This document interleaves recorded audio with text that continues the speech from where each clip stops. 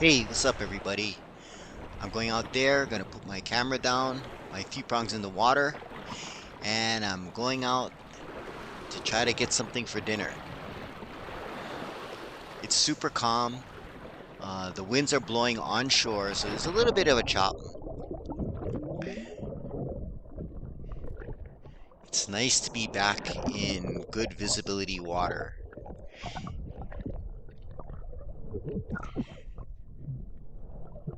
So there's my three prong.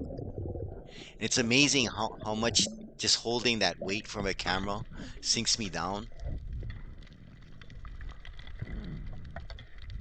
So I'm looking for some place to put the camera.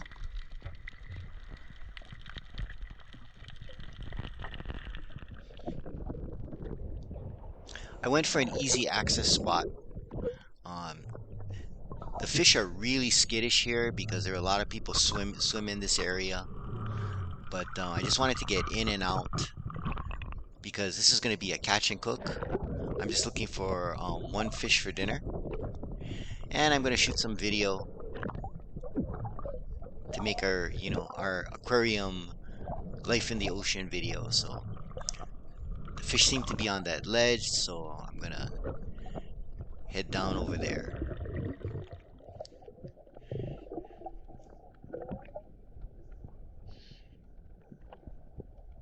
So setting up my camera, trying to make it flat.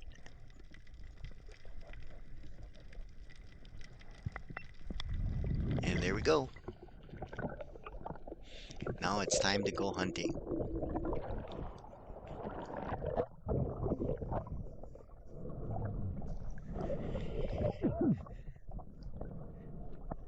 So I put my three prong on the bottom and picking it up. And there's the yellow tang school. And again, because there are a lot of people swim in this area, the yellow tang school is super skittish, not like if I go further north. So I'm going to make a drop on it. And it's Kole season again.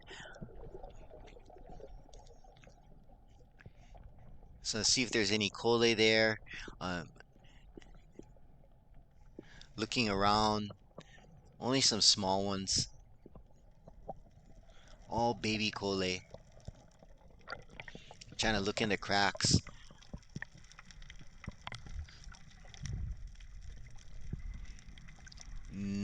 Nothing worth shooting. They're all too small. Anyway, unless I find a bunch of big ones, I'm gonna have to shoot more than one for if I want dinner. I don't have anything for dinner, so I gotta catch something. Otherwise, I'm not gonna have any protein for dinner. Nope, too small.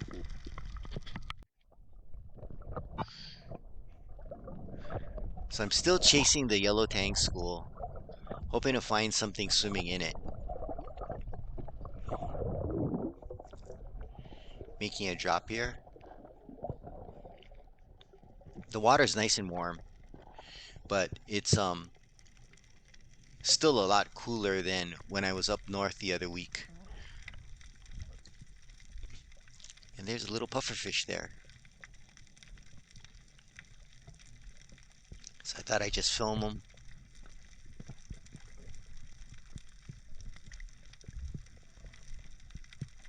Ease over me. There's a moano there, little on the small side. Nothing on this dive.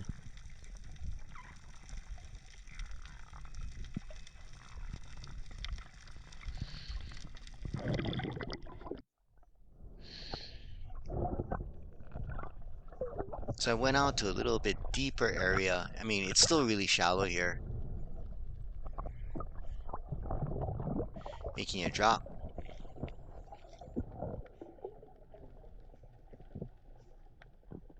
Felt really relaxed today, and I dropped right on top of Veke School. I really should try to get one of the Veke one day. So I'm hiding behind this rock, hanging on, looking, crawling over. There's some king cole there. This guy is a little bit out of range for my 3-prong. So just taking my time.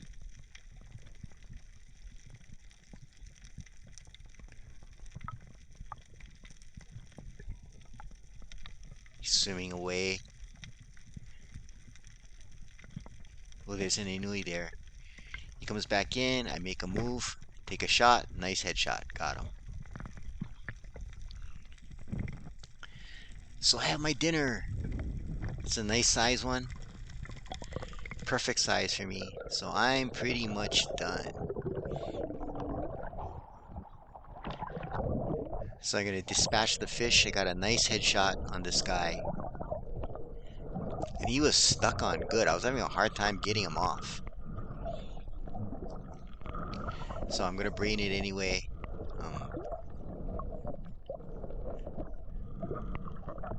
And I'm going to cut the gills to bleed it out.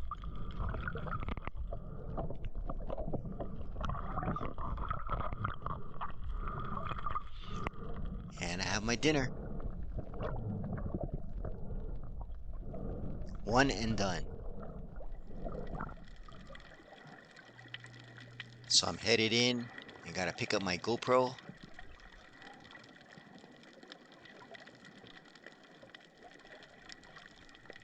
I loaded my 3-prong because I saw some big cole there, but decided not to take a shot. So it's time to go home. So the rest of this video will be catch and cook. I'll show you what I'm making. So what I'm doing is I'm using some ramen. So what I'm going to do is there's not going to be any rice. The starch is going to be the ramen. So I'm going to make it just like I'm making the ramen for soup, but it's not going to be soup. I'm going to make fried noodles. So I'm putting the base in here. And the base is going to serve two purposes. I'm going to use it to cook and soften the noodles, but I'm also going to use it to cook the bok choy. It also comes with some sesame seeds. So I'll put those in. And gonna put the noodles in. And I'm gonna cook this until the noodles get soft. Okay, the noodles are done. So I'm gonna put that in our cast iron skillet. And I'm gonna fry up the noodles a little later. So I'm gonna take them all out and just let them rest in the skillet. And I'm gonna use the soup to steam the vegetables, which we just picked some bok choy from our garden. So here's the bok choy that we just picked.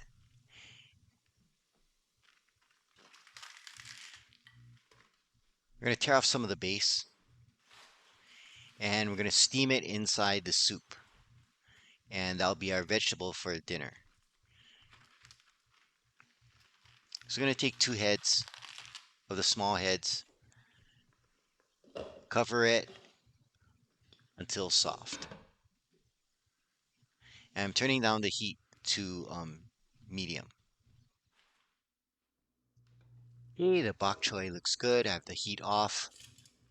I'm going to take it out and I'm going to put it on the side in our little colander to rest until we're ready to plate. It smells delicious. So now I'm going to make the batter. So I'm using cornstarch and I'm just using everything that we have. We kind of ran out. So I'm going to make it really thin. So I'm putting in some water here from our Berkey. The Berkey is our water filtration system because we're on catchment.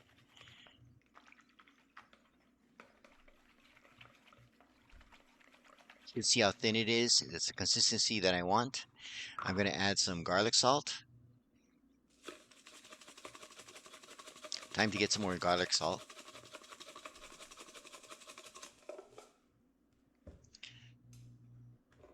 Stir it up.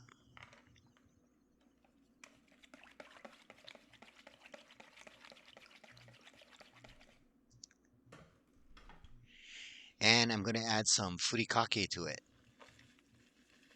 So this one is seaweed with some salmon flakes.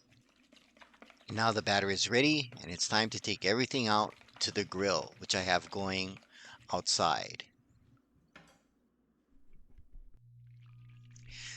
So there's our wok, and I had it all set up while I started it before I started the cooking of the noodles, and I have the wok in with some oil, and uh, this is not fresh oil. This is oil that we used previously. So I coated the king cole, and I put it in, and listen to that sizzle. So this is going to be kind of interesting. This is how I like to cook the bigger fish when they're fried. So I'm going to twice fry this. So what we're going to do is we're going to fry it until it's not quite golden brown yet, but we're going to flip it and we're going to leave it in for a few minutes, and then we're going to take it out, and then we're going to let it rest. The reason why I do this is the skin on the bigger fish get a little bit rubbery. So when you do this method, you get a nice crunch. So there I am turning it over, and gonna let this cook for a few minutes, and we're gonna put it on a plate and let it sit for a couple minutes. So it's just about ready here, and it's not golden brown, just a light yellow, and we're just gonna let it sit there on that plate. So the reason why we let the fish rest is to let the fish cool down a little, and also for the oil to heat back up again. So we're ready. So I'm going to re-dip the fish, which is almost done, in the batter again. Swish it around so the batter gets into all the little crevices. And again, this batter is really light. Put it back in. Listen to that sizzle. Perfect. So we're going to cook this, flipping it fairly often, and we're going by color because basically the fish is already cooked. But I'm looking for the crunch and the color on the skin. Remember, the bigger the fish get, especially these surgeon fish, the more rubbery the skin gets. So this method will make it nice and crispy. And it looks good. Pulling it out. And ooh, almost dropped it. But there you can see the nice golden brown color. It's all ready for plating. Time to go back inside and finish the dish off. Okay, we're back inside. You turn the heat on our noodles, on our cast iron skillet. The noodles are a little bit stuck together, and what we're going to use is some teriyaki sauce. Just a light amount. And this will be our fried noodles. This will be our starch for our dish. You don't need a lot because the noodles are already flavored from the ramen base. So the teriyaki sauce will add a nice color and also a nice sweetness to it. It's not going to take much because it's already cooked. I'm going to take some green onions that I minced up from our garden and stir them in. These green onions, normally I would just put them at the end, but these are from an older plant, so they're a little bit tougher. The taste is really good, so I'm just going to cook it in, stir it into the noodles. You just want to make sure that the noodles are coated with the teriyaki sauce. Again, the noodles are already cooked, so putting it back on the heat and adding the sauce makes the noodle softer again. And now we're ready to plate. I'm going to put the noodles in the center of the dish, of the plate. Oh, it smells so ono, so delicious. Can smell the teriyaki sauce, and you can also get a hint of the regular ramen sauce, soup base, I mean. So that's my starch for my dish. And now what I'm going to do is take the bok choy, which was cooked in the soup base,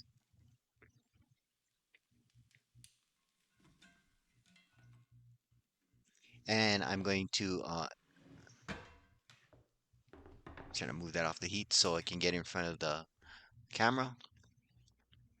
And I'm going to take the bok choy and put it around the noodles. Uh, Kind of for presentation, but it also, but actually it makes it really easier to eat.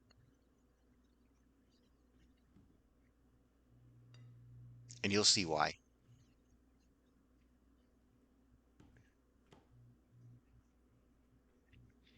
I really like cooking the bok choy in the ramen soup base. It adds a really nice flavor to it, the perfect seasoning for it.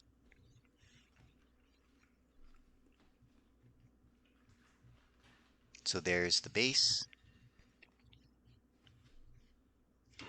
and now I'm taking my king cole that I just shot and put it right on it, and it's done. I'm not going to use any sauce for the king cole. Don't need it because you'll eat it with the noodles, and the noodles have that teriyaki sauce. Check it out. Looks oh no. Thanks for watching. Please like, subscribe, and aloha.